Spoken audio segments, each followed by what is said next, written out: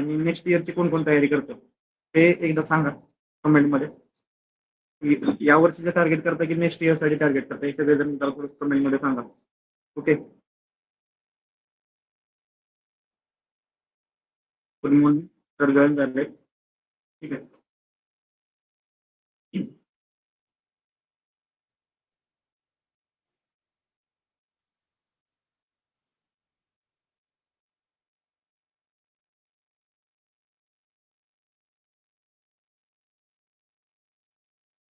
अजून 1-2 minute weight करूयात sir. नंतर बघू आपण.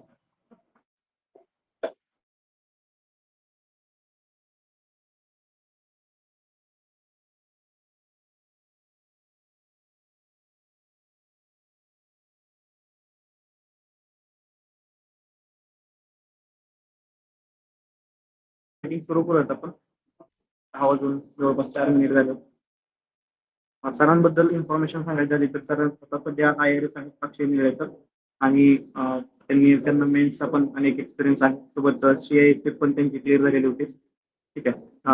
CA थ्रू त्यांना CISF भेटलेलं होतं आणि त्यांना आता MPSC डिस्क्रिप्टिव्ह होते.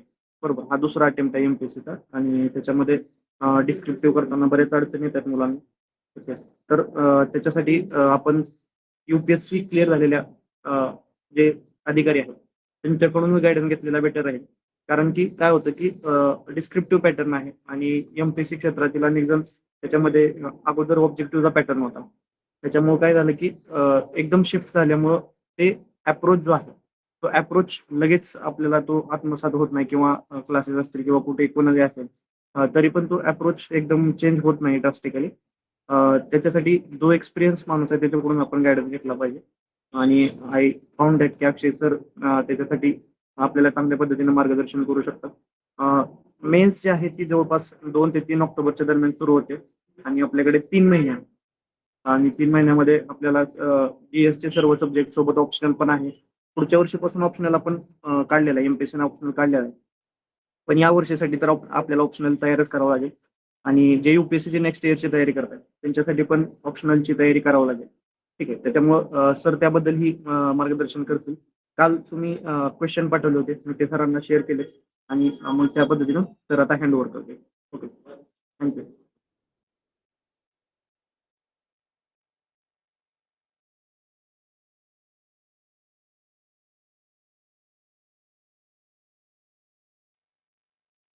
म्यूट आहे sir, unmute unmute sir.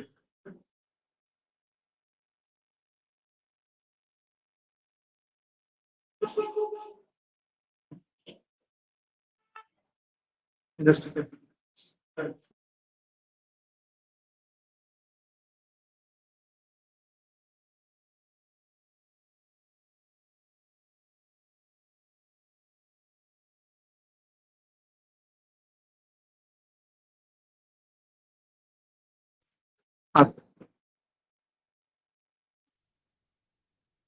Hello, good morning all. First of all, thank you, Ajin, for inviting me in this session and giving me opportunity to interact with these aspirants. काही नावं ओळखीचे दिसत आहेत. I think Mayuresh आहे इथे.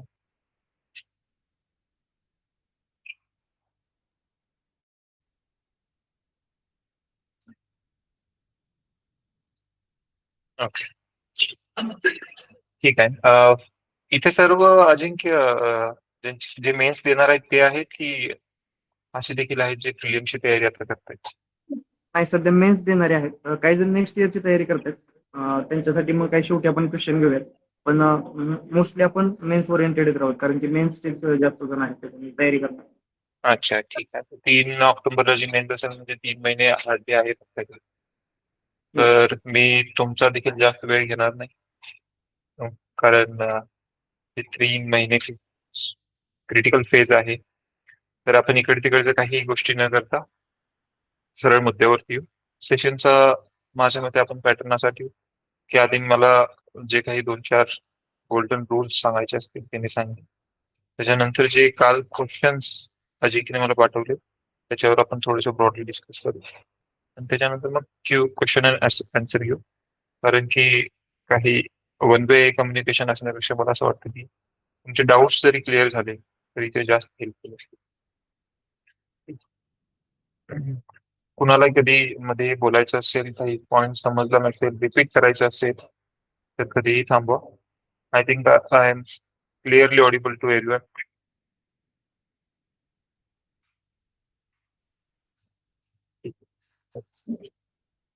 First, okay, got it, got it. The first golden rule of the mains answer writing is complete the exam paper anyhow. कोणत्याही पद्धतीनं आपल्याला हे जे काही जीएसचा पेपर आहे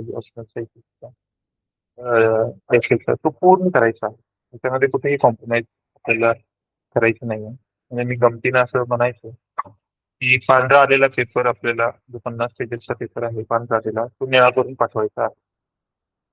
कसं करायचं आहे तो सेकंड पार्ट. परंतु बरेच मुलं असं करतात की त्यांचं डाऊट असतं की सर आमचं काही गोष्टी अभ्यास झालेला नाही आहे तर किंवा एखाद्या टॉपिक बद्दल मला माहिती कमी आहे तर मी तिथं सोडू की मी ते लिहू, कारण की मी काहीतरी लिहून येईन आणि मला फक्त एका दुसरा मार्क मिळेल आणि त्यापेक्षा मी बेटर आहे की मी दुसऱ्या क्वेश्चन वरती focus करेन आणि तिथे जास्त लिहेन. परंतु over the period of time मला असं समजलेलं आहे की ही स्ट्रॅटेजी योग्य नाही की तुम्ही तुमची एनर्जी 15-16 क्वेश्चन मध्ये पूर्णपणे द्याल आणि 4 क्वेश्चन तुम्ही काहीच देणार नाही किंवा एक अर्धा पेज किंवा 1 पेज लिहिणार. त्या 4 क्वेश्चनचे तुम्हाला जर ॲव्हरेज 10 मार्काचे जर तुम्ही 4-5 क्वेश्चन मार्क्स मिळणार तर ते फक्त एकाच मार्क मिळतील तर 3 मार्काचा लॉस होतो. तर तुम्ही बाकीच्या क्वेश्चन भरून पाहू शकता. त्यामुळे ही गोष्ट सर्वांनी लक्षात ठेवा की 20च्या 20 क्वेश्चन आपल्याला अटेम्प्टच करायचे आहे आणि चांगल्या पद्धतीने फुल पेज भरून लिहायचे आहे. एकाच क्वेश्चन कधीतरी असा येतो युपीएससी मध्ये तरी यायचा. एमपीएससीचा मला जो पेपर मी पाहिला मागच्या वर्षीचा तर असं वाटत नाही की कोणताही असा क्वेश्चन आहे जो अनअटेम्प्टेबल आहे. तर युपीएससी कधी जीएसटी मध्ये किंवा मोस्टली जीएसटी मध्ये असे काहीतरी कमिशन किंवा डिझास्टर मॅनेजमेंट किंवा एन्व्हायरमेंटचे असे काही करायचे ज्याचं प्रिपरेशन मे बी कोणी केलं. तर इथं येतं की हा आहे कॉम्पिटेटिव्ह एक्झाम. आपल्या सोबतची मुलं जे लिहित आहेत ते आपल्याला लिहिलंच पाहिजे, जे सोडतायत ते आपल्याला सोडलं पाहिजे. एवढी तरी क्लॅरिटी आपल्याकडे सर्वांना आहे. आता तुम्ही म्हणाल की सर ठीक आहे, तुम्ही म्हणताय की सर्व पूर्ण लिहिलं पाहिजे, माहिती नसेल कॉन्टेंट जरी नसेल तरी पूर्ण लिहिलं पाहिजे, तर मी कसं? Here comes second point, answer writing skill. Answer writing skill जेव्हा आपण म्हणतो तेव्हा त्यामध्ये 2 प्रामुख्याने गोष्टी समोर येतात. एक, कधी कधी क्वेश्चन मध्ये असा क्वेश्चन येईल तुमच्याकडे नॉलेज कॉन्टेंट देखील तुमच्याकडे आहे, ओपन एंडेड क्वेश्चन आहे. त्या क्वेश्चन मध्ये तुम्ही 3-4 पेजेस देखील लिहू शकता असं तुम्हाला वाटतं. पण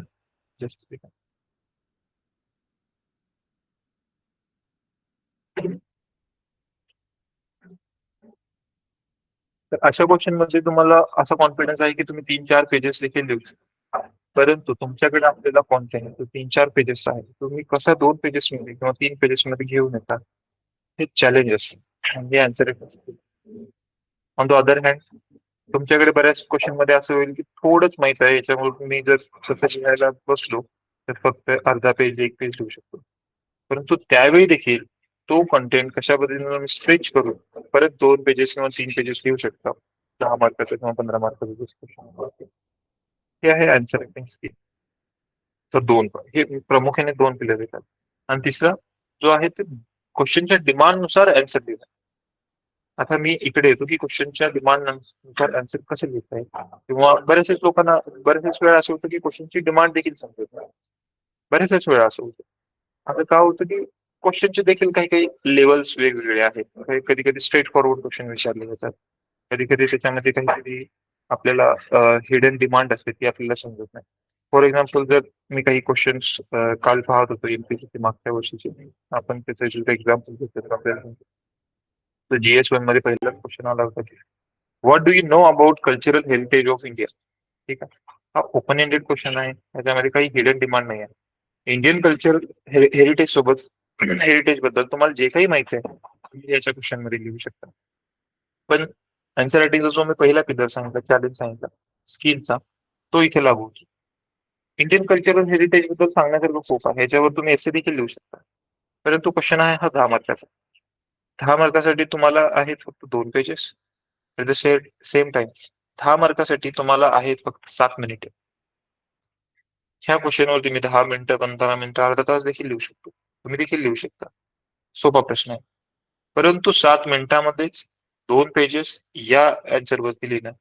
बऱ्याचशाच लोकांना वाटत असेल की हा प्रश्न सोपा आहे. परंतु आन्सर रायटिंगच्या दृष्टिकोनातून हा प्रश्न तेवढाच डिफिकल्ट देखील आहे. जेव्हा तुमच्याकडे नॉलेज जास्त आहे, ते एकदम कन्साइज करून, त्याला स्ट्रक्चरिंग चांगल्या पद्धतीने करून तुम्ही कसं मांडता, इथे तुमचं जो 1-2 मार्काचा गॅप टॉपर्स मध्ये आणि बाकीच्या क्वेश्चन्स मध्ये एक्सपिरियन्स मध्ये येतो, तो इथेच येतो. ठीक. याच्यामध्ये प्रॉब्लेम हा तर नाही की क्वेश्चनची डिमांड समजत नाही. याच्यामध्ये प्रॉब्लेम आहे आन्सर रायटिंग स्किलचा, डिमांडचा, सॉरी, कॉन्टेंट कन्साइज करून लिहिण्याचा. याच्यापेक्षा एक लेवल वरती क्वेश्चन येतो. तो फॉर एक्झाम्पल GS1 मध्येच मागच्या वेळी विचारलेला गेला आहे की explain the importance of civil disobedience movement, CDM. आता बऱ्याचशाच वेळा मी जेव्हा एका अकॅडमीला शिकवायचो आणि काही मेन्सचे आन्सर पाहायचो मुलांचे, तर जसं CDM दिसेल, सिव्हिल डिसओबिडियन्स मुवमेंट, असहकार चळवळ, तर मुलं काय करतात की असहकार चळवळीबद्दल त्यांना जे काही माहिती आहे ते लिहायला चालू. ठीक. जसं कल्चरल हेरिटेज बद्दल आपल्याला जे काही माहिती आहे ते आपण लिहितो, तसं CDM बद्दल जे काही माहिती आहे ते आपण लिहितो. पण थोडंसं जर बघितलं तर इथे विचारले explain the importance with respect to freedom struggle. Importance with respect to how the phase or nature of the freedom struggle has changed thereafter of CDM. अजून देखील तुम्ही याच्यामध्ये CDM, how the CDM shaped the making of the constitution, making the fundamental rights, values of the constitution. ह्याच्यासोबत तुम्ही जेव्हा link करा, तेव्हा ते क्वेश्चनचे आन्सर किंवा डिमांड, क्वेश्चनची डिमांड सॅटिस्फाय होईल. फक्त CDM बद्दल लिहिलं की CDM बद्दल जसं चुका तुम्ही करू शकता की CDM बद्दल, हा CDM started on this date, it was led by Mahatma Gandhi in this and it was followed by all over the India by the various local leaders of the Congress. साबरमतीमधून तिकडे गेले, असं सर्व तुम्ही याच्या CDM मध्ये भरपूर लिहिण्यासारखं आहे. सरकारने काय केलं, नंतर काही केलं. परंतु जोपर्यंत तुम्ही to the point explain the importance सांगत नाही, तोपर्यंत सांगताय. कसा मास पार्टिसिपेशन CDM मध्ये झाला होता, इम्पॉर्टन्स, तिथून भारतीय चळवळीमध्ये, स्वातंत्र्य चळवळीमध्ये कशा पद्धतीने फरक पडला, हे जोपर्यंत येणार नाही तोपर्यंत डिमांड सॅटिस्फाय होणार नाही. आणि प्रत्येक जेव्हा तुम्ही आर्ग्युमेंट करत असाल त्यावेळी एक्झाम्पल देखील देणं तेवढंच महत्वाचं आहे. I hope I am clear so far की पहिला क्वेश्चन आणि दुसऱ्या क्वेश्चन मध्ये डिमांड थोडीशी कशी व्हॅरी होत आहे. आपण तिसरा बघू क्वेश्चन. याच्यामध्ये GS2 चा हा क्वेश्चन मी पाहत होतो की पहिलाच क्वेश्चन आहे की explain the salient features of Indian constitution. ठीक आहे, हा तर सोपा पार्ट आहे त्याचा. तुम्ही इंडियन कॉन्स्टिट्यूशनचे जे सेलियंट फीचर तुम्ही नोट्स मध्ये आलेले आहे ते आहे, ते तुम्ही छापू शकता. त्याच्यानंतर explain how India's historic experience have shaped its democratic values and fundamental rights. तर CDM सारखं जसं आहे तर explain how India's historic experience. आता बऱ्याचशा लोकांनी हिस्टोरिक एक्सपिरियन्स या क्वेश्चन मध्ये, या पार्ट ऑफ क्वेश्चन मध्ये लोक काय करतील, हिस्टोरिक एक्सपिरियन्स लिहितील. इंडियाचा हिस्टोरिक एक्सपिरियन्स, फ्रीडम स्ट्रगल वगैरे कसं झालेलं आहे, किंवा इंडियाचे डेमोक्रेटिक व्हॅल्यूज किंवा फंडामेंटल राईट्स बद्दल लिहितील. परंतु या दोन गोष्टीमध्ये जोपर्यंत आपण लिंक चांगल्या पद्धतीने करणार आहे तोपर्यंत त्या क्वेश्चनची डिमांड सॅटिस्फाय नाही होणार आहे.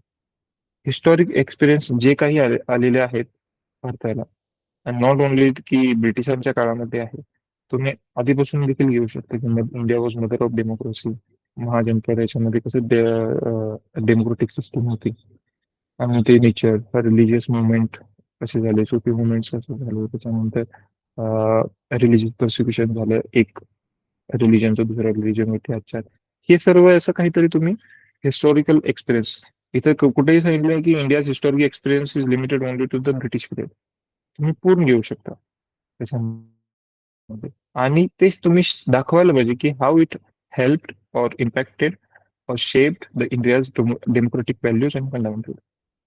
फॉर एक्झाम्पल तुम्ही जर याच्यामध्ये म्हणत असाल की ब्रिटिश पिरियडमध्ये जर आपण घ्यायचं तर ब्रिटिशांनी प्रेसवरती खूप मोठ्या पद्धतीने बंधनं लादली होती. तर तुम्ही लिहू शकता की because of its historic experience of restrictions on the press, Indian Constitution has its a special fundamental rights as freedom of speech, which includes the freedom for the press. असं जोपर्यंत तुम्ही लिंक नाही करणार तोपर्यंत क्वेश्चनची डिमांड सॅटिस्फाय होणार. इथपर्यंत कोणाला doubt आहे?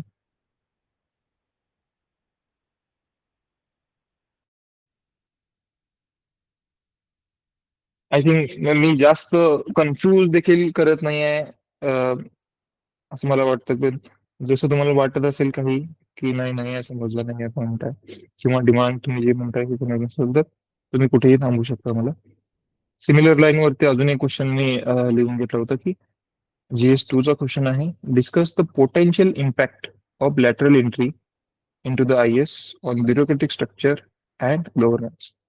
आता तुम्ही लॅटरल एंट्री बद्दल वाचून गेलेला असता, हिस्टोरी कधीपासून सुरू झालं, जॉईंट सेक्रेटरी पदावरती घेतात, त्याचं इम्पॅक्ट काय असतो हे तुम्ही मोठ्या मोठ्या पद्धतीने वाचून गेलेला असता.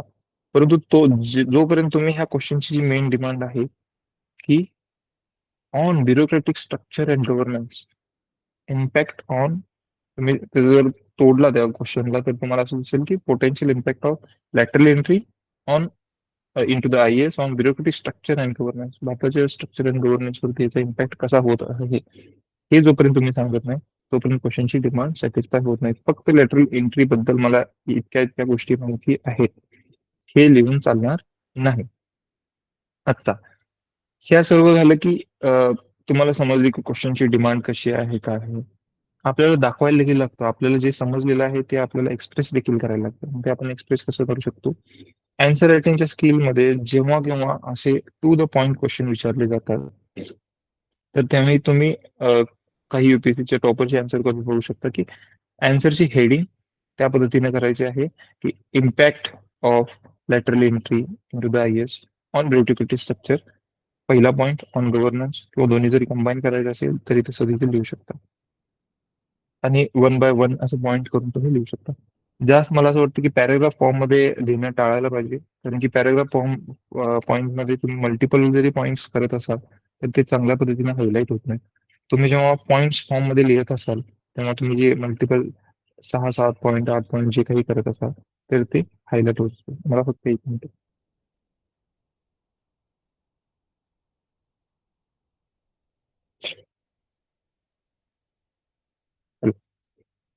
हा तर पॉईंट फॉर्म्स मध्ये आपण जास्त लिहायला बघू.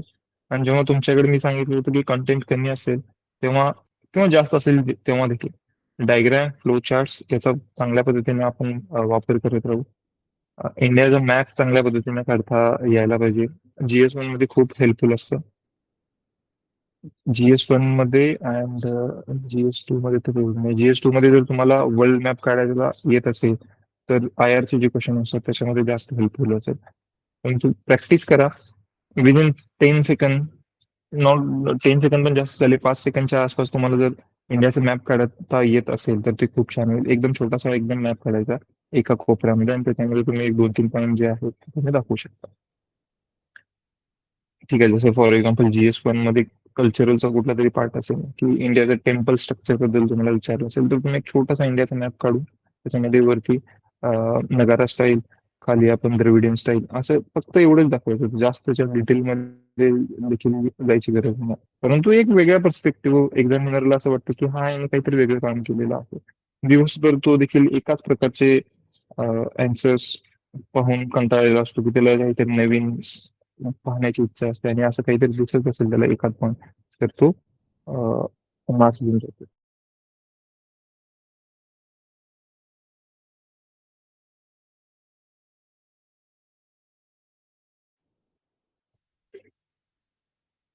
हॅलो.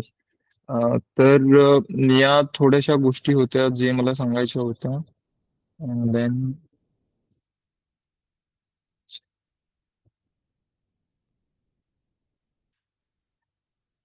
हा, तर आता येऊ आपण कॉन्टेंट वरती. कंटेंटचा असा आहे की mains is not about writing fast, it is about thinking fast. तुम्ही जेवढ्या फास्ट पद्धतीने विचार कराल तेवढं तुम्ही लिहू शकाल. असं नाही की फक्त लिहिण्याची स्पीड चांगली आहे. आपण फास्ट विचार कधी करू शकतो जेव्हा आपल्याकडे एक चांगला बेस कोर नॉलेज आहे तेव्हा. आध्या अधुऱ्या नॉलेज वरती देखील काही काही लोक करतात ज्यांचे आन्सर रायटिंग हे दोन्ही असं बॅलन्स केल्यासारखे. तुमचे आन्सर रायटिंग स्किल खूप चांगली असेल ते तुम्ही कमी देखील तुम्हाला माहित असेल तरी तुम्ही स्ट्रेच करून लिहू शकता. आपल्या बोलीभाषेत म्हणायला गेलं तर थापा मारू शकता आणि तुम्ही ते थोडेसे स्ट्रेच करून लिहू शकता, तर ती चांगली गोष्ट आहे. परंतु शॅलो कॉन्टेंट असेल तर आन्सर रायटिंग स्किल कितीही चांगली असेल तरी आपल्याला तेवढे मार्क मिळत नाही. त्यामुळे कंटेंट आणि आन्सर रायटिंग स्किल याचं कुठेतरी आपण बॅलन्स करून द्यायला पाहिजे असं मला वाटतं. तर कंटेंटसाठी काय करू शकता तुम्ही, तर जे मेन्सला सध्या आहेत त्यांनी स्वतःचे 2-3 पेजेस प्रत्येक सेगमेंट वाईज नोट्स तयार करू शकता. फॉर एक्झाम्पल छोट्या छोट्या पद्धतीचे आपण असे नोट्स तयार करू. इंडियन कल्चरचा जर भाग घेत असेल तर इंडियन कल्चर म्हणजे ते तुम्हाला जे प्रॉमिनंट दिसतात द्रविडियन स्टाईल एक पेजेस मध्ये ज्याचे जे काही महत्वाचे फीचर्स आहेत, महत्वाचे पॉईंट्स आहेत, स्टॅटिस्टिक्स आहेत ते तुम्ही लिहून घ्या आणि त्याचे वेळोवेळी रिवाईज करत असाल. तुम्ही फॉर एक्झाम्पल विजयनगर एम्पायरचं घ्यायचं असेल किंवा चोला एम्पायरचं घ्यायचं असेल, चोला एम्पायर मध्ये तुम्हाला असं वाटत असेल की बृहदेश्वरा टेम्पल बद्दल मला लिहायचं आणि मला एक पर्टिक्युलर फॅक्ट देखील लिहायचा आहे की ते बृहदेश्वरा टेम्पल वरती जे कळस होतं एक 90 टनाच्या आसपास होतं, 90 फूट मीटर असून त्या उंचीवरती होतं. तर असे फॅक्ट्स तुम्ही एकदम एका ठिकाणी करा, एका सिंगल पेजेस मध्ये. पूर्ण GS1 तुम्ही एक 5-6 पेजेस मध्ये किंवा हिस्ट्री 2-3 पेजेस मध्ये ह्या पद्धतीने कन्साइज जेवढं करता येईल तेवढं करू शकता.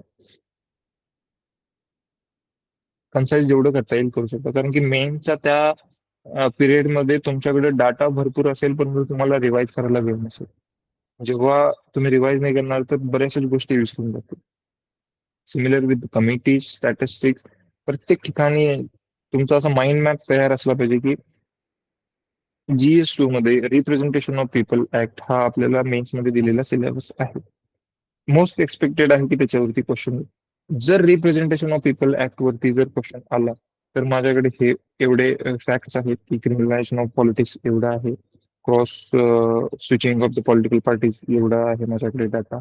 अजून कोणताही तुमचा डाटा असेल त्यासाठी कोणत्या कोणत्या कमिटी झालेल्या आहेत, त्या कमिटीने काय रिकमेंडेशन दिलेलं आहे, हा तुमचा असा एक माइंड मॅप असला पाहिजे की यावर क्वेश्चन जर आला तर मी हे पॉइंट्स मांडणार. परंतु त्याच्यामध्ये मांडताना क्वेश्चनच्या डिमांडनुसार त्याला शेप देईल. हेच फक्त यांचं रेटिंग स्किल आहे. तर तुम्ही जे मेन्सला आहेत 3 महिन्यामध्ये आय बिलीव्ह की तुमचे कॉम्प्रिहेन्सिव्ह मेन्सचे नोट्स आधीपासून तयार असतील. जर नसतील तर तुम्ही सध्या काढण्यापेक्षा आयात करू शकता. What I means of comprehensive notes की GS च्या प्रत्येक सेगमेंटचे तुमच्याकडे पूर्ण डाटा असेल. For example representation of people act जर घ्यायचं असेल तर रिप्रेझेंटेशन ऑफ पीपल ऍक्ट मध्ये जे काही डाटा आहे जे आपल्याला इम्पॉर्टंट आहे त्या सर्व गोष्टी त्याच्यामध्ये असतील. जेव्हा मी 2 to 3 पेजेस नोट्स म्हणतो त्याच्यामध्ये फक्त ते इम्पॉर्टंट डाटा जे विसरले जाऊ शकतात पण आपल्याला ते कोणत्याही पद्धतीनं आन्सर मध्ये आणायचे आहेत ते.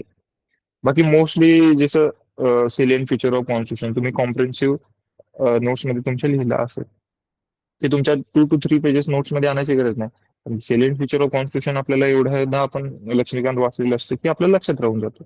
ज्या गोष्टी लक्षात राहून जातात जे ब्रॉडली आपल्याला अंडरस्टँडेबल आहेत ते त्या नोट्स मध्ये न आणता असे फॅक्ट्स असे इम्पॉर्टंट एक्झाम्पल्स कमिटीज रेकमेंडेशन्स ते आपण 2 to 3 पेजेस नोट्स मध्ये आणू जेणेकरून आपल्याला 11th आवरला रश नाही होणार आणि सर्व फॅक्ट्स इम्पॉर्टंट फॅक्ट्स आपल्याला रिवाईज होतील. तुम्ही असं देखील करू शकता की या 3 महिन्यामध्ये जे तुम्ही मॉक टेस्ट द्याल त्या मॉक टेस्टच्या आधी आदल्या रात्री असे जर तुम्ही बनवला असेल नोट्स तर ते नोट्स पूर्णपणे वाचून घ्यायचे रिवाईज करायचे आणि दुसऱ्या दिवशी तुम्ही जाऊन किंवा त्या दिवशी सकाळी देखील वाचून घेऊ शकता आणि तुम्ही मॉक टेस्ट घेऊ शकता. तुम्हाला तो फरक जाणवेल की किती फायदा होईल की असे इम्पॉर्टंट फॅक्ट्स आणि कमिटीज आपण एका ठिकाणी काढलेले आहेत आणि तेच फक्त रिवाईज करून गेलेलं आहे. बाकी जे मोस्ट इम्पॉर्टंट जे मोस्ट अंडरस्टँडेबल आहे ते तुम्ही इनहाऊ करालच. बऱ्याचशा असा वेळा असं होतं की येत असतं भरपूर माहिती देखील असेल भरपूर परंतु त्या एक्झामच्या प्रेशरमध्ये आपल्याला बऱ्याचशाच गोष्टी आठवत नाहीत. सडनली माइंड ब्लॉक होतं, आपण काही लिहू शकत नाही, विचार करू शकत नाही किंवा प्रेशर येणं सुरू होत असतं की पहिल्या क्वेश्चनला 10 मिनिट लागले, 15 मिनिट लागले, कव्हर नाही होणार, आपल्याला लवकर लवकर तर हे सर्व जे एक्झाम प्रेशर आहे त्यांच्यासोबत जर डील करायचं असेल तर त्या एन्व्हायरमेंटची सवय आपल्याला झाली पाहिजे. माझा म्हणण्याचा उद्देश हा आहे की तुम्ही बरेचसेच मॉक टेस्ट द्या, बरेचसेच पेपर सोडवा. सुरुवातीला जर कोणी अजून सुरू केलं नसेल तर टाइम लावून तुम्ही लिहू नका, परंतु जसं जसं पेपर जवळ येईल तेव्हा तेव्हा टाइमच्या रिस्ट्रिक्शन्स मध्ये कशा पद्धतीने लिहिता येईल या गोष्टीचा विचार करा. तर एवढं आपलं प्रॅक्टिस झालेलं पाहिजे की एक्झामचं जे प्रेशर आहे काही आठवत नाही किंवा कशा पद्धतीने कव्हर होईल हे आपल्याला त्यावेळी येता कामा नये. त्याच्यामध्ये जर डिटेलमध्ये सांगायचं झालं तर 2 पेजेस लिहिण्यासाठी मला किती वर्ड्स लागत आहेत, मी किती लिहिल्यानंतर माझे 7 मिनिटामध्ये माझे 2 पेजेस भरतायत, या सर्वांचं जजमेंट आपल्याला इतक्या चांगल्या पद्धतीने यायला पाहिजे की एक्झाम मध्ये सारखं घड्याळ बघण्याची गरज लागली नाही पाहिजे.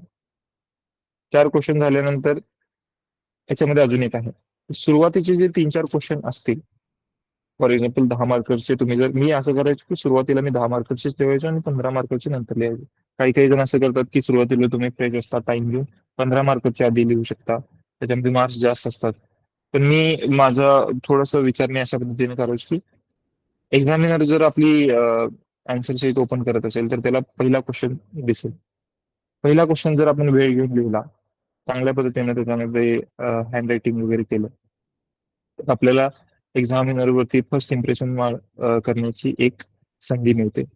त्याच्यानंतर दुसऱ्या तिसऱ्या क्वेश्चन मध्ये एक्झामिनर जर इम्प्रेस झाला असेल तर ते रिकन्फर्मेशन होत राहतं. त्यामुळे मी 10 मार्काच्या क्वेश्चनला जरी 7 मिनिटं असतील तर मी पहिल्या 4 क्वेश्चनला 10-10 मिनिटं घेऊन लिहायचो. मग मी थोडंसं फास्ट करत होतो जेणेकरून आपल्याला ते कव्हर करता येईल. ठीक आहे.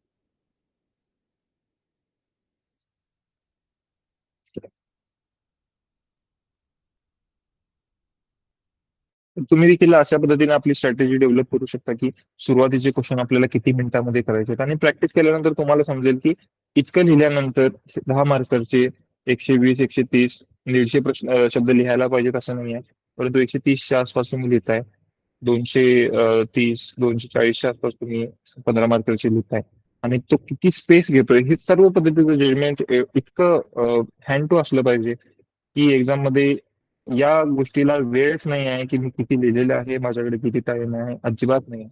क्वेश्चनचं डिमांड आणि तुमचा कंटेंट, त्याचं डोक्यामध्ये रिस्ट्रक्चरिंग आणि ते कशा पद्धतीने मांडता येईल हेच फक्त डोक्यामध्ये राहिलं पाहिजे.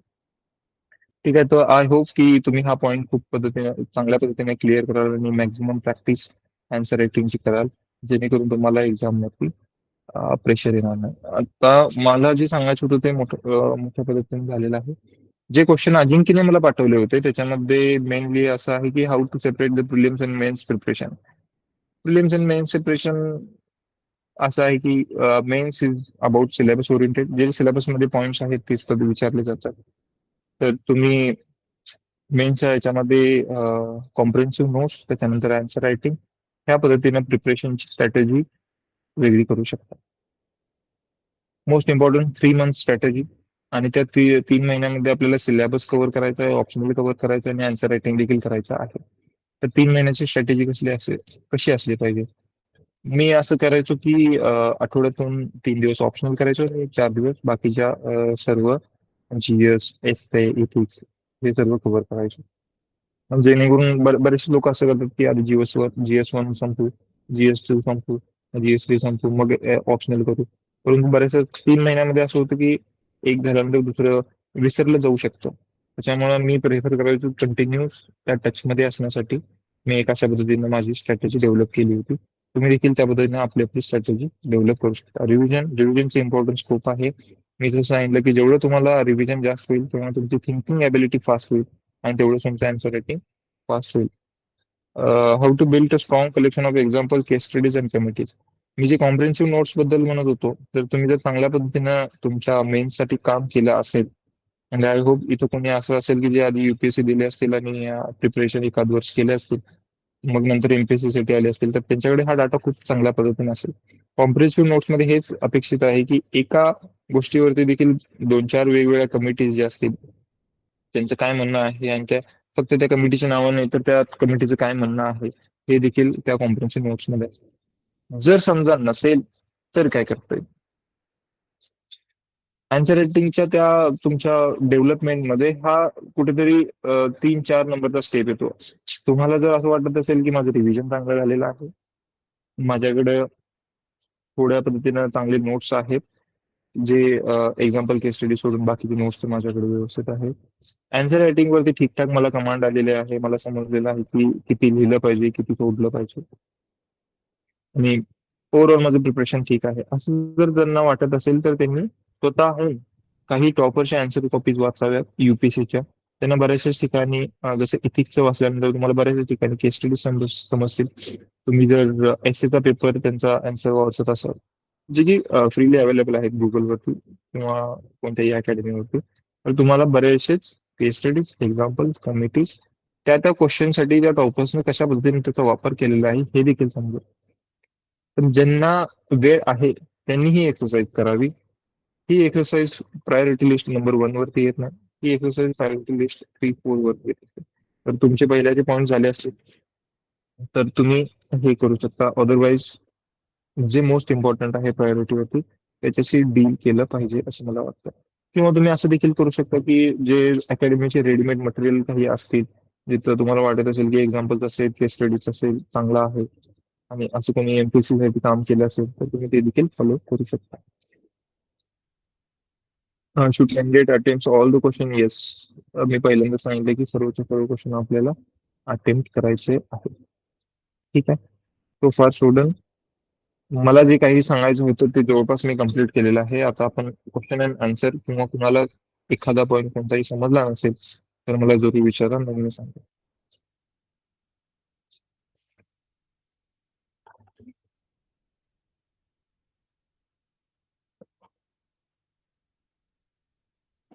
सर अजून काही क्वेश्चन आले होते. त्याच्यामध्ये त्यांचं मत असं होतं की आता युपीएससी जे टेस्ट सिरीज आहे, युपीएससी टेस्ट सिरीज थोडंसं स्टँडर्ड जास्त राहतं. म्हणजे क्वेश्चन जे आहेत ते थोडेसे मोर डिमांडिंग आहेत किंवा क्रिटिकल थिंकिंग खूप जास्त लागतं. एमपीएससी स्ट्रेट फॉरवर्ड आहे. तर मग अशा वेळी कसं मॅनेज केलं पाहिजे की आता आणि मार्केटमध्ये तेवढं त्या पद्धतीचं रिसोर्सेस पण एमपीएससी ओरिएंटेड एवढं नाहीत आणि युपीएससी मटेरियल फॉलो करावं लागतं. पण तो थोडासा महाराष्ट्र ओरिएंटेड क्वेश्चनचा त्यांचा जो टीम आहे तो दिसतोय. त्याला कशा पद्धतीने मॅनेज केलं पाहिजे? म्हणजे तुम्ही असं म्हणतो, मला परत एकदा सांग की युपीएससीचे टेस्ट सिरीज देतोय एखादा विद्यार्थी, तर त्यांना हा. एमपीएससीच्या त्या डिमांडनुसार कसं केलं पाहिजे असं? हो. Prepare for the worst, think for the best. तुम्ही जर युपीएससीचा टेस्ट सिरीज मला माझ्यामध्ये देत असाल तर तुम्हाला तो चॅलेंज असेल की क्वेश्चनची डिमांड कशा पद्धतीने लिहायला असेल आणि कंटेंटचं देखील चॅलेंज असेल. तर तुम्ही जर ते लिहू शकत असाल तर I don't think MPSC would be difficult. तर असं मला वाटत की युपीएससी आणि एमपीएससीच्या आन्सर रायटिंग मध्ये फार काही डिफरन्स आहे. युपीएससीचं केल्यानंतर एमपीएससी तर इझी होऊन जाईल. एकच मिनिट.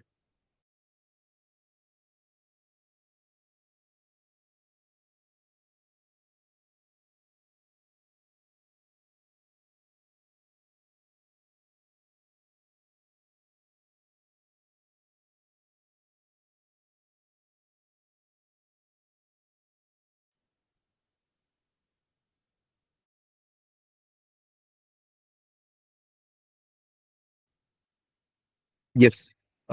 तर हा तरी पार्ट होता तुझ्या एमपीएससी. आणि तू विचारलंच महाराष्ट्र स्पेसिफिक काही क्वेश्चन असतील तर त्याला कसं डील करता येईल. मला असं वाटतं की हे फक्त काही भूगोल, जिओग्राफी, आय थिंक हिस्ट्री आणि इकॉनॉमीचं असं काहीतरी रिलेटेड असेल. SA can not be Maharashtra related, ethics can not be Maharashtra related, user optional can not be with Maharashtra related. परंतु ऑप्शनलमध्ये तुम्ही असं करू शकता, इथिक्स आणि या सर्व पेपरमध्ये जे मी सांगितलं याच्यामध्ये तुम्ही स्वतःहून काही केस स्टडीज किंवा एक्झाम्पल्स जर टाकणार असाल तर तुम्ही महाराष्ट्र रिलेटेड, महाराष्ट्रामध्ये संत आणि वारकरी संप्रदाय जे आहेत त्यांच्या चळवळी जे झालेल्या आहेत त्याच्याबद्दल तुम्ही एक्झाम्पल टाकू शकता, जेणेकरून असं एक्झामिनर वाटेल की हा महाराष्ट्राच्या समाजकारणाबद्दल, अर्थकारणाबद्दल, राजकारणाबद्दल ह्याला जाणीव आहे, ह्याला माहिती आहे. तर जे युपीएससीच्या आधी मुलं जी प्रिपरेशन करायची ती जाणून बुजून या पद्धतीने प्रयत्न केले पाहिजेत की त्यांच्या आन्सर रायटिंग मध्ये महाराष्ट्र पर्स्पेक्टिव्ह आन्सर्स थोडंसं तयार होईल. इव्हन क्वेश्चन मध्ये विचारलेले नाहीये. ह्याच्यातून काय होईल काय की एक्झामिनरला देखील असं नाही वाटणार की हा प्युअर युपीएससी ऍस्पिरंट आहे आणि फक्त एक चान्स घेण्यासाठी इथे आलेला आहे. तर हे देखील तुम्ही स्वतःहून देखील महाराष्ट्र स्पेसिफिक मांडू शकता. जे फक्त मी सांगितलं की जिओग्राफी, हिस्ट्री किंवा पॉलिटीमध्ये तर असं काही विशेष नाही जे महाराष्ट्र स्पेसिफिक असेल, गव्हर्नन्सच्या बाबतीत थोडा असेल फरक तर असेल, तर तुम्ही फक्त त्याची त्या पद्धतीने नोट्स करू शकता. मार्केटमध्ये नसेल तर तुम्ही ग्रुप ऑफ पीपल असं सोबत बसून तुम्ही स्वतःचे नोट्स करू शकता. थोडंसं मागच्या वर्षीचे क्वेश्चन तर आहेत आपल्याला आणि स्वतःच्या जजमेंटनुसार मेन्सच्या सिलेबसनुसार तुम्ही स्वतःचे नोट्स डेव्हलप करू शकता. पण again it comes on the priority list of 4-5. जर तुमचे पहिलेचे प्रायोरिटी लिस्टवरती जर टिक होत असेल सर्व, तर तुम्ही हे एक्स्ट्रा एक्सरसाइज करू शकता. सुरुवातीच्या महिन्यामध्ये आता आणि लास्ट मंथमध्ये म्हणजे आता 3 महिने आहेत, तर सुरुवातीच्या मंथमध्ये आणि लास्ट मंथमध्ये सुरुवातीला आन्सर रायटिंगला आणि कंटेंटला किती वेळ दिला पाहिजे आणि लास्ट म्हणजे शेवटी जाईपर्यंत कसं ते चेंज केलं पाहिजे? युपीएससीचा जर ऍस्पिरंट असता तर मी देखील असं सांगतो की इक्वल टाइम दिलं पाहिजे. इव्हन मी आता रोजच आन्सर रायटिंग करायचो जेव्हा मी युपीएससी मध्ये यायचो. मी 2 दिवसामध्ये एक फुल क्वेश्चन पेपर सॉल्व्ह करायचो, म्हणजे दिवसाला 10 क्वेश्चन लिहायचे आणि हे पूर्ण 3 महिने चालत होतं. आणि जवळपास खूप भरपूर एक्सरसाइज होऊन जायची, म्हणजे जवळपास 40च्या आसपास वगैरे टेस्ट सिरीज वगैरे व्हायच्या सर्व सर्व मिळून. परंतु का युपीएससीला एवढे करायची लागायची, कारण की डिमांड ऑफ क्वेश्चनची डिमांड खूप व्हेरियंट असायची आणि कितीही आन्सर रायटिंगची स्किल डेव्हलप केली तरी ते असं वाटायचे की कमी आहे. गिव्हन द फॅक्ट की एमपीएससी मध्ये खूप स्ट्रेट फॉरवर्ड क्वेश्चन आहे, जर तुमचा आन्सर रायटिंगच्या वरती पकड असेल बेअर मिनिमम, तुम्हाला समजत असेल की किती लिहिल्यानंतर आपलं 10 मार्क 15 मार्काचे क्वेश्चन होत असतील, तर तुम्ही थोडंसं कमी करू शकता आन्सर रायटिंग आणि कंटेंटवरती जास्त फोकस करू शकता. कारण की कंटेंट ड्रिव्हन थोडासा मेन्सचा पेपर वाटला एमपीएससीचा, तर ही काळजी तुम्ही घेऊ शकता. हे स्वतःचं पर्सनल जजमेंट असू शकतं अजिंक्य, की माझं आन्सर रायटिंग किती चांगलं आहे, किंवा तुम्हाला काही असे मेंटर भेटले असतील तर त्यांना दाखवू शकतात की तुम्ही जी बेर मिनिमम डिमांड आहे आन्सर रायटिंगची ते मी सॅटिस्फाय करत आहे किंवा नाही आहे, त्याच्यानुसार तुम्ही करू शकता. जर होत नसेल तर आन्सर रायटिंग रोज केलं पाहिजे. Hand to hand, side by side दोन्ही देखील सिलेबस आणि आन्सर रायटिंगला इक्वल इम्पॉर्टन्स दिलं पाहिजे. सर अजून इथिक्स बद्दल क्वेश्चन होता. तर इथिक्सला मार्केटमध्ये नोट्स पण आहेत, बरेच नोट्स आहेत, विजनच्या पण आहेत आणि बाजीराम आहेत किंवा स्टॉपरच्या पण नोट्स आहेत. तर याच्यामध्ये कोणतं म्हणजे सिलेक्ट काय केलं पाहिजे, कोणत्या नोट्स चूज केलं पाहिजे किंवा मग स्वतःची नोट्स तयार केली पाहिजे चॅप्टर? स्वतःच्या कॉम्प्रिहेन्सिव्ह नोट्स वगैरे तयार करण्यासाठी मला नाही वाटत आता वेळ आहे. नोट्समध्ये खूप तुम्ही हे काम आधीच केलं पाहिजे. जे पुढच्या वर्षी जे प्रिलिम्स देत आहेत त्यांनी ही गोष्ट आता ह्या पॉईंटला लक्षात घ्या की जे तुमचे कॉम्प्रिहेन्सिव्ह नोट्स आहेत, तुम्हाला जर स्वतःचे नोट्स करावेसे वाटत असतील आणि दुसऱ्यांच्या नोट्सवरती तेवढा इतका विश्वास नसेल, तर हे काम आता झालेलं पाहिजे. Comprehensive notes making should not be done after the prelims before the mains. तर ते आत्ताच झाले पाहिजे. फक्त आपल्याला हे जे 2-4 महिने मिळतात प्रिलिम्स नंतर, त्याच्यामध्ये फक्त आणि फक्त आपण 2 पेजेस कन्साइज नोट्स तयार करू शकतो. आन्सर रायटिंग आणि रिव्हिजन हा 2-4च गोष्टी आपण त्याच्यामध्ये करू शकतो. तर मार्केटमध्ये जे काही तुम्हाला वाटत असेल की बेस्ट अवेलेबल आहे ते तुम्ही घेऊ शकता. And don't try to be perfect. Perfect कोणतेच नोट्स नाही आहे, परफेक्ट कोणतंच मटेरियल नाही आहे. सर्व इन्फॉर्मेशन एथिक्सची वाचल्यानंतरच मी आन्सर रायटिंग करेल हा जर मनामध्ये न्यूनगंड असेल तर तो आधी काढून टाकला पाहिजे. हा का इम्पॉर्टंट आहे या पॉईंटवरती सांगेन मी. तुम्हाला बऱ्याचशाच वेळा GS1 GS2 मध्ये देखील असं वाटत असेल की माझ्याकडे कंटेंटच नाही आहे, मी आन्सर रायटिंग देखील काय करू, मला काय माहितीच नाही, मी काय लिहू त्याच्यामध्ये. मी आधी असं करतो, पूर्णपणे सर्व वाचून घेतो, मग मी आन्सर रायटिंगला स्टार्ट करतो पहिल्या 1-2 महिन्यामध्ये. तर एक मिनिट मी कम्प्लीट करतो. तर बऱ्याचशाच लोकांना असं असतं की पूर्ण सिलेबस कम्प्लीट करेन मग आन्सर रायटिंग करेल, कारण की माझ्याकडे कंटेंटच नाही. क्वेश्चन मध्ये असं देखील कधी कधी होऊ शकतं एक्झाम मध्ये की तुम्हाला माहित नसलेले क्वेश्चन देखील येऊ शकतात किंवा त्याचे प्रिपरेशन तुमच्याकडे कमी आहे असे क्वेश्चन देखील येऊ शकतात. त्यावेळी तुम्हाला एकदम तुम्ही प्रेशरमध्ये जाल, तुम्हाला माहितच नाही की मी कशा पद्धतीने लिहू. त्या प्रेशरच्या प्रॅक्टिससाठी तुम्ही असं करू शकता की सुरुवातीला काही माहित नाही आहे किंवा थोडं थोडं जरी माहित आहे तरी आन्सर रायटिंग करू आपण. आन्सर रायटिंग सिलेबस कव्हरेज किंवा रिव्हिजन हे सोबतच झालं पाहिजे. सिलेबस कव्हरेज करून रिव्हिजन करून मग आन्सर रायटिंग हा चांगला सिक्वेन्स नाही.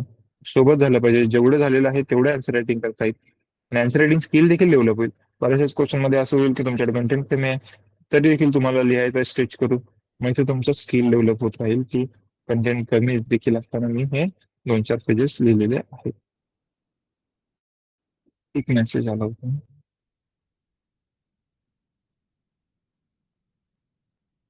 Just minute.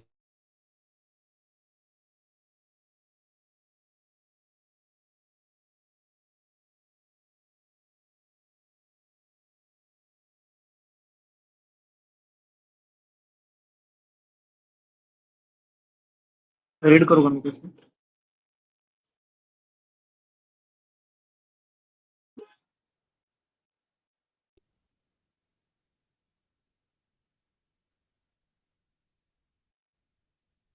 Sir, preparing each syllabus point in question answer format and repeatedly revising them, how effective it is. Because questions are on the rate and the surface level. असं देखील करू शकता बऱ्याचशाच वेळा की question आन्सरच्या फॉर्मॅटमध्ये देखील लिहू शकता. फॉर एक्झाम्पल तुम्हाला सोसायटीच्या क्वेश्चन मध्ये अर्बनायझेशनचा क्वेश्चन येत असेल तर अर्बनायझेशन तुम्ही इंट्रोडक्शन कन्क्लुजन हे आधीच रेडी करून ठेवू शकतात. त्यामुळे एक्झाम मध्ये तुम्हाला असं वाटणार नाही की इंट्रोडक्शन काय करू कन्क्लुजन काय करू. जर ओपन एंडेड क्वेश्चन आला जसं cultural heritage what do you know about the cultural heritage तर कल्चरल हेरिटेज वरती तुमच्याकडे एक इंट्रोडक्शन हे रेडी पाहिजे जे तुम्ही तिथे वापरता येईल. तर हे देखील एक्सरसाइज ज्यांचं सुरुवातीचे काही अगेन तुमचे जर प्रायोरिटी लिस्ट मध्ये पहिले 2-4 पॉईंट जर झाले असतील तर तुम्ही ह्या पद्धतीनं पुढे जाऊ शकता. जर झाले नसतील तर त्याच्यावर आधी काम करून मग ही एक्सरसाइज करू शकता. सर थोडे एमपीएससीच्या एसए ची सुरुवात कशी केली पाहिजे आणि किती एसए लिहिले पाहिजे. मिनिमम 1200 वर्षसाठी मध्ये ब्लँक झाल्यासारखं वाटतं काय केलं पाहिजे. चांगला क्वेश्चन आहे मयुरेश. पण एमपीएससीचा एसए असं काही वेगळा असणार नाहीये तो युपीएससी सारखाच असेल. मी जे क्वेश्चन्स एसएचे टॉपिक्स पाहिजे थोडस एक लेवल कमी म्हणू शकतो परंतु इतकं देखील सोपं एसएचे टॉपिक्स आहेत असं नाही आहे. स्टील युपीएससीच्या लेवलवरती असे क्वेश्चन विचारले जाऊ शकतात टॉपिक विचारले जाऊ शकतात. एसए किती लिहिले पाहिजेत. दर संडेला तुम्ही एक एसए लिहा असं मला असं वाटतं की जेणेकरून तुमचे 10 ते 12 एसए झाले पाहिजेत 3 महिन्यामध्ये. 1200 वर्षसाठी ब्लँक झाल्यासारखं वाटतं की हे कधी होतं जेव्हा तुम्ही सुरुवातीला त्याचं स्ट्रक्चरिंग करत नाही. जर तुम्ही आधीच सुरुवातीचे 10-15 मिनिटं चांगल्या पद्धतीने एसएचे स्ट्रक्चरिंग करून घेतले पॉईंट्स लिहून घेतले जे काही तुमचे थॉट्स आले ते अरेंज करून घेतले तर मग असं वाटणार नाही की तो मध्ये ब्लँक झालेला आहे आणि प्रॅक्टिसना देखील मयुरेश कमी होऊन जाईल. How to self evaluate our own copies most effectively. खूप चांगला क्वेश्चन आहे. माझ्या प्रिपरेशन मध्ये self analysis was the main part. मी काय करायचो की मी टॉपरच्या आन्सर कॉपीज विजनच्या याच्यावरून डाउनलोड करायचो. त्यांचे क्वेश्चन पाहायचो क्वेश्चन लिहायचो आणि मी आधी आन्सर लिहायचो स्वतः. मग मी त्यांचे आन्सर वाचायचो आणि मग मी दोन्ही आन्सर मध्ये कम्पॅरिझन करायचो. मग मला समजायचं की सुरुवातीला मी इंट्रोडक्शन 5-6 लाईन्स वगैरे एवढ्या करायचो. तर मला समजलं की टॉपर्स तर 2-3 लाईन्स मध्येच करतात आणि टू द पॉइंट करतात इंट्रोडक्शन. ते जास्त बॉडीवरती फोकस करतात आणि देन कन्क्लुजन देखील 2-3 लाईन्सच करतात. तर मला समजेल की हा आपण थोडंसं कमी केलं पाहिजे इंट्रोडक्शन कमी केलं पाहिजे कन्क्लुजन कमी केलं पाहिजे बॉडीवरती आपण जास्त फोकस करू. अगेन मला हे देखील समजलं की जेवढी क्वेश्चनची डिमांड आहे तर ते सॅटिस्फाय करतात परंतु टॉपरची एक हॅबिट आहे की वे फॉरवर्ड देखील लिहितात. जसं आपण म्हणत असेल की discuss the potential impact of the lateral entry into the IS on bureaucratic structure and governance. हा क्वेश्चन विचारलेला आहे. तर याच्यावरती तुम्ही 70% जो तुमचा स्पेस असेल तर तुम्ही ह्या क्वेश्चनच्या डिमांडसाठी ऍड्रेस करण्यासाठी देत असाल तर एक 20-30% तुम्ही असं ठेवा की वे फॉरवर्ड सांगता येईल त्याच्यामध्ये की कशा पद्धतीनं जे फ्लॉज आहेत लॅटरल एंट्रीज मध्ये ते आपल्याला ओव्हरकम करून चांगल्या पद्धतीनं गव्हर्नन्स मेकॅनिझम करतात. तर हे देखील मला समजलं. तर अशा पद्धतीने मी सेल्फ इव्हॅल्युएट माझ्याच कॉपीज मी करत होतो तुम्ही जर ग्रुप मध्ये जर अभ्यास करत असाल तर एक दुसऱ्यांचा पेपर देखील तुम्ही इव्हॅल्युएट करू शकता. तर नेक्स्ट इयर साठी प्रिपरेशन करत आहे तर सोबत प्री मेन्स स्टडी कसं करायचा with full notes and answer writing in Marathi. याचा असं आहे की तुम्ही मेन्सचाच अभ्यास केला पाहिजे. प्रिलिम्स मध्ये असं काही नाही आहे. प्रिलिम्स हे मेन्सच्या त्या मोठ्या आवाक्यामध्ये आपोआप होऊन जातं. जेव्हा प्रिलिम्स येत असेल त्याच्या 3-4 महिने आधी तुम्ही पूर्णपणे प्रिलिम्स वरती ओरिएंटेड शिफ्ट होता. प्रिलिम्स ओरिएंटेड शिफ्ट होता म्हणजे तुम्ही फॅक्ट्स किंवा रिव्हिजन याच्यावरती जास्त फोकस करता. मेन्सच्या सिलेबस मध्ये तुम्हाला ओव्हरऑल अंडरस्टँडिंग, ब्रॉड डेव्हलपमेंट जे क्वेश्चनची सुरुवातीला असंच केलेलं बरं असतं. जर तुम्ही नेक्स्ट इयरचा केलेलं असेल तर मेन्सच्या दृष्टिकोनातून मेन्सचे टॉपिक्स आहेत त्या पद्धतीने तुम्ही अभ्यास करत कराल, त्या पद्धतीने कॉम्प्रिहेन्सिव्ह नोट्स बनवत असाल. पहिल्या रिडिंग मध्ये न बनवता दुसऱ्या रिडिंग मध्ये कॉम्प्रिहेन्सिव्ह नोट्स बनवले पाहिजेत विथ की कोणत्या टॉपरचा जर रेफरन्स नोट्स मिळत असेल तर तुम्हाला समजेल की या रेफरन्स मध्ये अशा पद्धतीचे नोट्स बनवले जातात आणि त्या पद्धतीने तुम्ही बनवू शकता. आणि जेव्हा तुम्हाला असं वाटत असेल की सर्व हे झालेलं आहे ऑप्शनल मेन्स अभ्यास तयार झालेला आहे आणि आता प्रिलियम 4 महिन्यावरती 5 महिन्यावरती आहे तर तुम्ही कम्प्लिटली प्रिलियमच्या दृष्टिकोनातून शिफ्ट होऊ शकता. तर जीएस3 मध्ये वे फॉरवर्ड पॉइंट फॉरवर्ड मध्ये करू शकतो का और confusion paragraph would be better. इथं असं आहे की जर क्वेश्चनची डिमांड खूप असेल म्हणजे 10 मार्कामध्ये कधी कधी कॉजेस अँड इम्पॅक्ट दोन्ही विचारले जातात. मग तुमच्याकडे तेवढा स्पेस नसतो तर तुम्ही कम्प्लिटली तेच देता. मग त्याच्यामध्ये तुम्ही कन्क्लुजन मध्ये वे फॉरवर्ड करू शकता. पण ती क्वेश्चनची जर सिंगल डिमांड असेल इम्पॅक्ट लिहिल्यानंतर मग तुमच्याकडे तेवढा स्पेस असतो की तुम्ही वे फॉरवर्ड सेपरेटली बॉडीमध्ये लिहू शकता आणि कन्क्लुजन काहीतरी वेगळं करू शकता.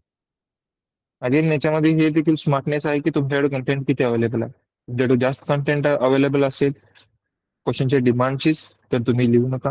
जर तुमच्याकडे कंटेंट कमी असेल आणि तुम्हाला काहीतरी एक्स्ट्रा गोष्टी लिहायच्या आहेत काही डायग्राम वगैरे करायचे आहेत तर तुम्ही वे फॉरवर्ड त्या पद्धतीने लिहू शकता. मराठी मीडियम आहे सर माझा. इन जीएससी चे काही टेक्निकल वर्डचे मराठी अल्टरनेटिव्ह माहीत नसतो तर इंग्लिश मध्येच लिहिलं तर निगेटिव्ह मार्क्स मिळेल का. एमपीएससी कशा पद्धतीने मार्किंग करत आहे, कशा पद्धतीने आन्सर दिल्यानंतर जास्त मार्क मिळतात हे अजून कुणालाच माहित नाही. आज देखील मी जे काही तुम्हाला सांगितलंय की पॉईंट फॉर्म्स मध्ये लिहा, पॅराग्राफ मध्ये लिहू नका, हे सर्व युपीएससीच्या एक्सपिरियन्स वरती मी बोलत आहे. एमपीएससी कशा पद्धतीने मार्क देते हे आपल्याला माहित नाही. अजून मेन्शन्स मागच्या वर्षीचे रिझल्ट वगैरे मे बी आलेले नाही. तर त्याच्यानंतर 1-2 वर्षानंतर आपल्याला एक जजमेंट एमपीएससी बद्दल वेगळं जर असेल तर ते करणे सोयीस्कर असेल. आता हे काय मला तेवढं किंपत नाही की याच्यावरती एमपीएससी काय विचार करेल, निगेटिव्ह मार्क्स देतील की नाही देतील. परंतु कॉमन सेन्स नुसार मला नाही वाटत की निगेटिव्ह मार्किंग वगैरे होईल की इंग्लिशचा एखाद दुसरा शब्द जर तुम्ही वापरत असाल तर. ओव्हर जर वापरत असाल तर कुठेतरी तुमच्या भाषेवरची पकड कमी आहे असं एक्झामिनरला वाटेल. आणि एसे मध्ये मला असं वाटतं की टाळले पाहिजेत इंग्लिशचे शब्द. जेवढे तुम्ही मराठीचे शब्द वापरून एक भाषेवरती पकड देखील दाखवाल ते मार्क्स चांगले मिळतील असं वाटतं.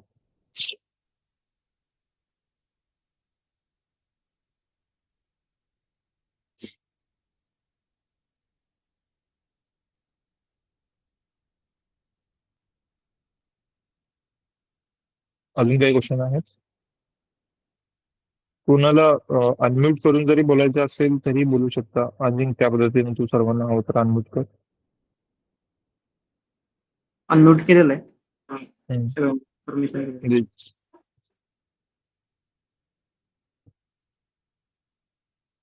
तुम्हाला काही क्वेश्चन विचारायचे असतील तर विचारू शकतो.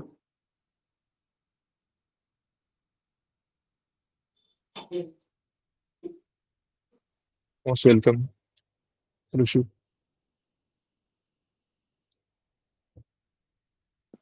Hello sir.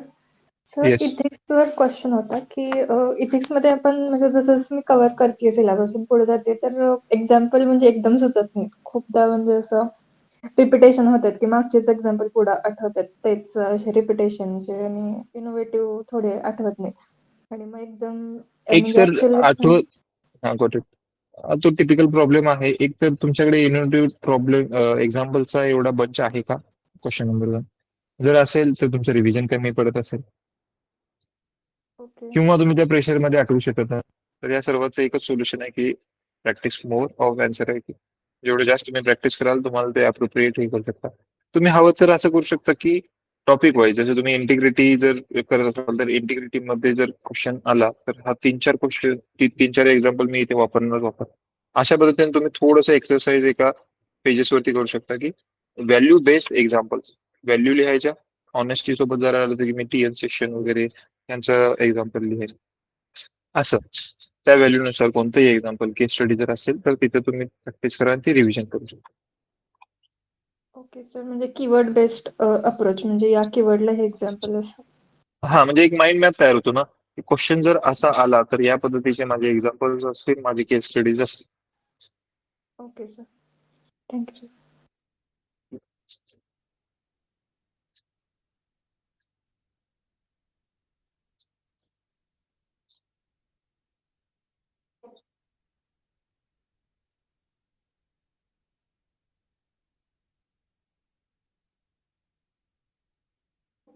ठीक आहे. आय होप सगळ्यांचे क्वेश्चन झालेले. कोणी बोलत आहे का? आवाज येत नाही. कोणाला बोलायचं आहे का अजून? काही क्वेश्चन असेल तर सांगा.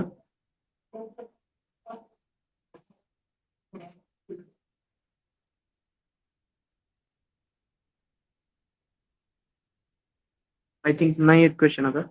ठीक आहे. तो मी समराइज करतो शेवटी की 1. आन्सर रायटिंग स्किल डेव्हलप करा.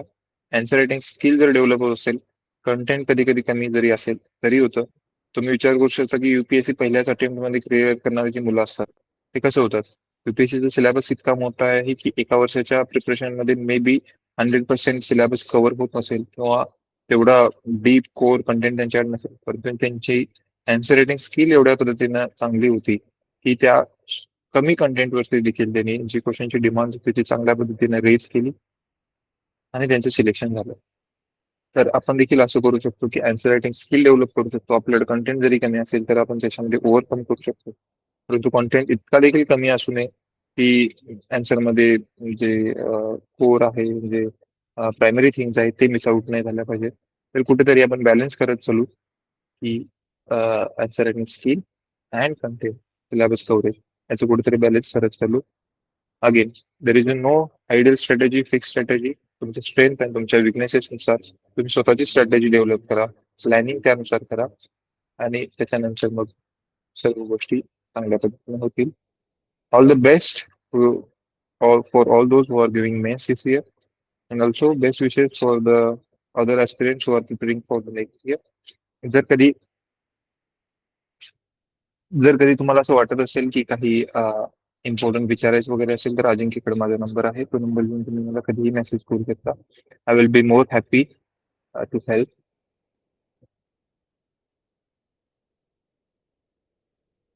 ठीक.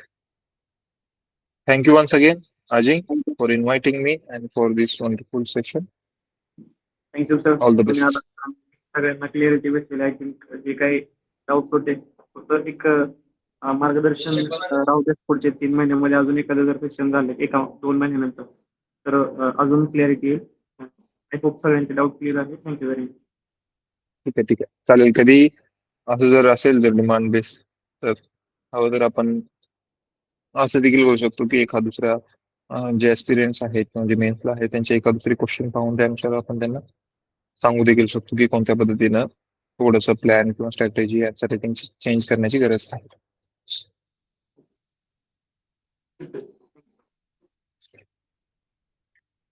ठीक आहे Ajay. Yes sir. Thank you very much. Thank you for done from thank you.